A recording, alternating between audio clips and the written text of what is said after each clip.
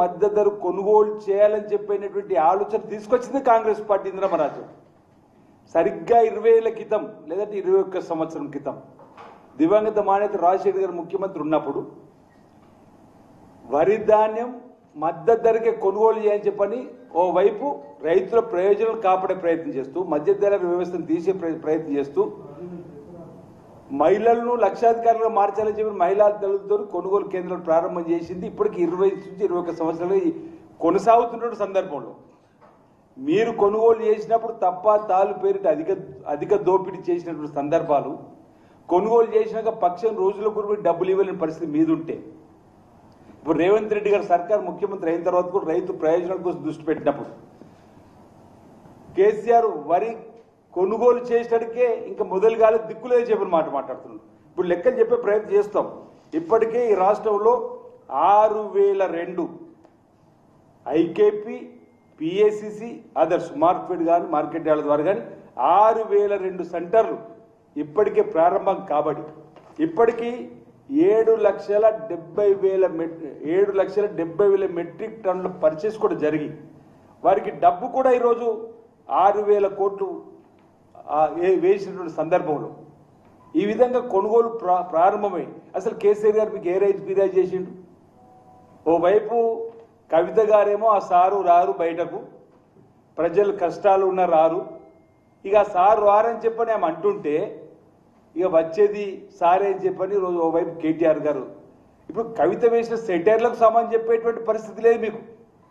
BRS ఆవిర్భావ దినోత్సవం సందర్భంగా ఈ రాష్ట్రంలో కొత్త పార్టీ వచ్చింది, అది మా కల్వకుట్ల కుటుంబం నుంచే వచ్చింది, వచ్చినటువంటి పార్టీ మమ్మల్ని ఇష్టానుసారంగా విమర్శలు చేసింది అని సమానం చెప్పాలని చెప్పిన ఆలోచన ఆ బీఆర్ఎస్ పార్టీలో చేయకపోతే ఏమనాలి అంటే తప్పులు మీరు ఒప్పుకున్నట్టేనే అంటున్నాం.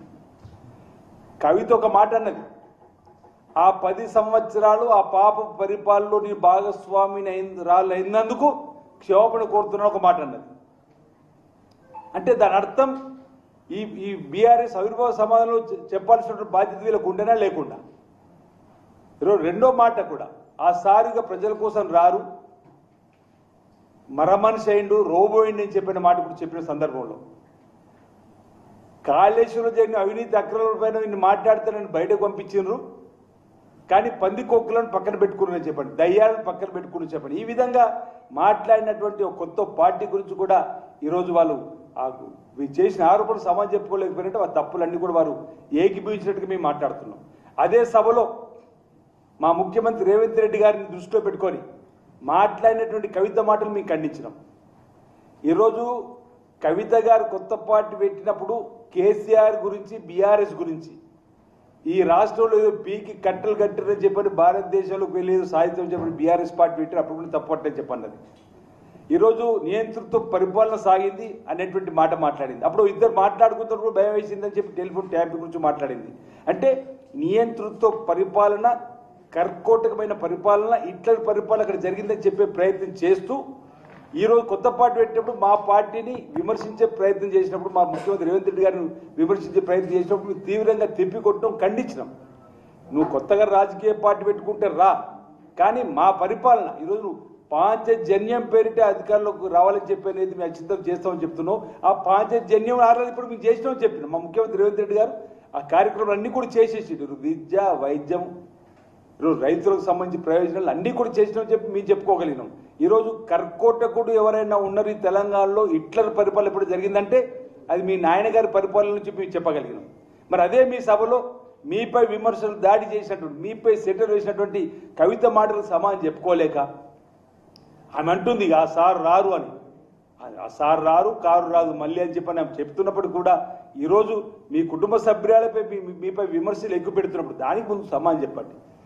అంతేకాని ఈరోజు రైతు ప్రయోజనాల కోసం రైతులకు పెద్దపీట వేసే విధంగా గౌరవ ముఖ్యమంత్రి శ్రీ రేవంత్ రెడ్డి గారి నాయకత్వంలో మేము ముందుకు పోతా ఉంటే ఈరోజు ఈ విధంగా మాట్లాడడం సబబు కాదని మాట సందర్భంగా చెప్తూ ఈరోజు వీళ్ళ హయాంలో ₹1,00,000 రుణమాఫీ 4 సార్లు చేసినందుక ఇంతకుముందు చెప్పినట్టుగా పావులా ఇచ్చిన విధంగా ఈ విధంగా మాట్లాడే మాటలు సరైనది కాదని చెప్పని మాట చెప్తూ నేను అంకెలతో సహా కూడా చెప్పేటువంటి ప్రయత్నం చేస్తా ఉన్నా.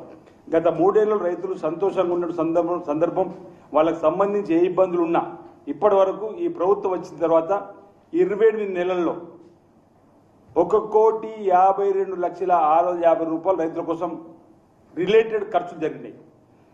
అదే బీఆర్ఎస్ పరిపాలనలో లెక్క చూస్తే వాళ్ళు 2,088,670 కోట్లు మాత్రం ఖర్చు చేశారు. మా 28 నెలల్లో 1,52,000 కోట్లు అయితే వాళ్ళ దగ్గర 2,88,00,000.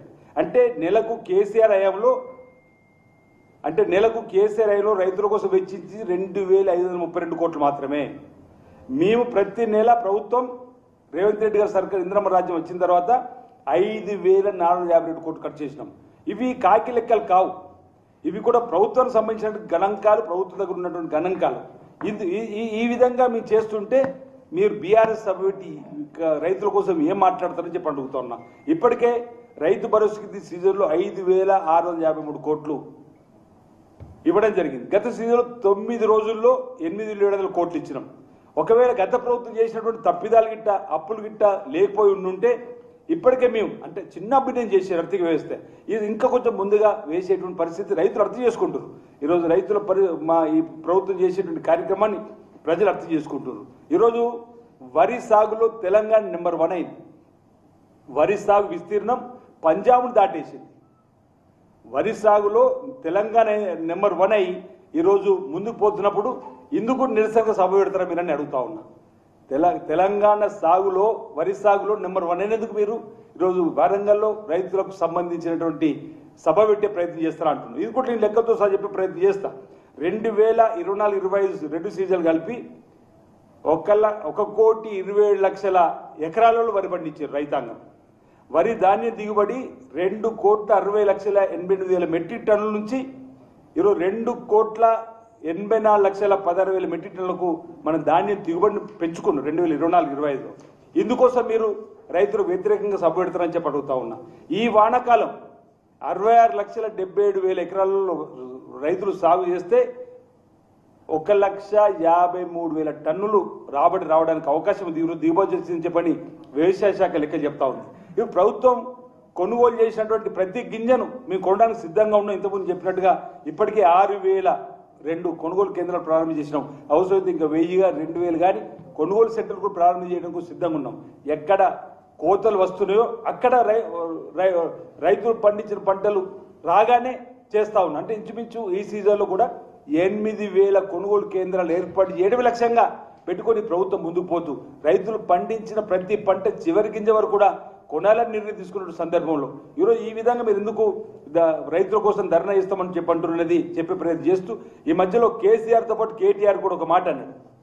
దానికి కూడా సమానం చెప్పాలి. మా సిరిసిల్ల జిల్లాకి ఏదో పని మీద వచ్చినప్పుడు చుట్టూ వస్తుండే ఈ మధ్యలో వచ్చినప్పుడు వారు కూడా ఇదే మాట, వారి దాన్ని కొనుగోలు చేస్తారని చెప్పి నేను లెక్క చూస్తే వాడు 25 నాడు ఒక కల్లం దగ్గరికి వెళ్ళింది. సిరిసిల్లాలో 25వ తేదీన మొన్నటి పోయిన 25వ తేదీన కల్లం దగ్గరికి వెళ్ళి ఇంకా కొనుగోలు స్టార్ట్ చేస్తలేరు ఈ ప్రభుత్వం చెప్పాలి. ఆల్రెడీ కొనుగోలు ప్రారంభమైనాయి. తీరా నేను వారి హయాంలో లాస్ట్ 22-23 తీద్దాం